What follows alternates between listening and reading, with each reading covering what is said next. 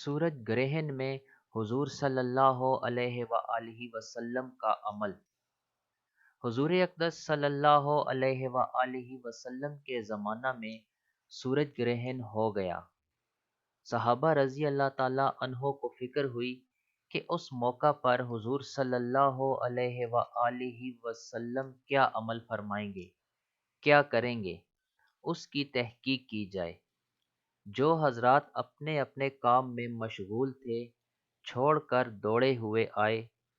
نوعمر لڑکے جو تیر اندازی کی مشق کر رہے تھے ان کو چھوڑ کر لپکے ہوئے آئے تاکہ یہ دیکھیں کہ حضور صلی اللہ علیہ وآلہ وسلم اس وقت کیا کریں گے۔ نبی اکرم صلی اللہ علیہ وآلہ وسلم نے 2 رکعت کسوف کی نماز پڑھی جو اتنی طویل تھی کہ لوگ غش کھا کر گرنے لگے۔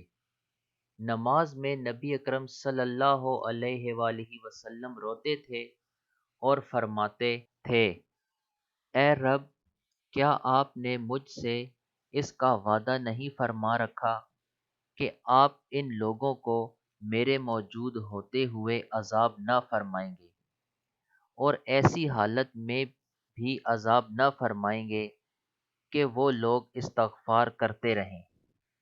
سورہ انفال میں اللہ جل شانہ نے اس کا وعدہ فرما رکھا ہے۔ پھر حضور صلی اللہ علیہ وآلہ وسلم نے لوگوں کو نصیحت فرمائی کہ جب کبھی ایسا موقع ہو اور آفتاب یا چاند گرہن ہو جائے تو گھبرا کر نماز کی طرف متوجہ ہو جایا کرو۔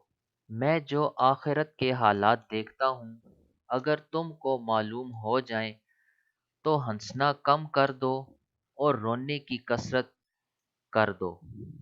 جب کبھی ایسی حالت پیش آئے نماز پڑھو، دعا مانگو، صدقہ کرو۔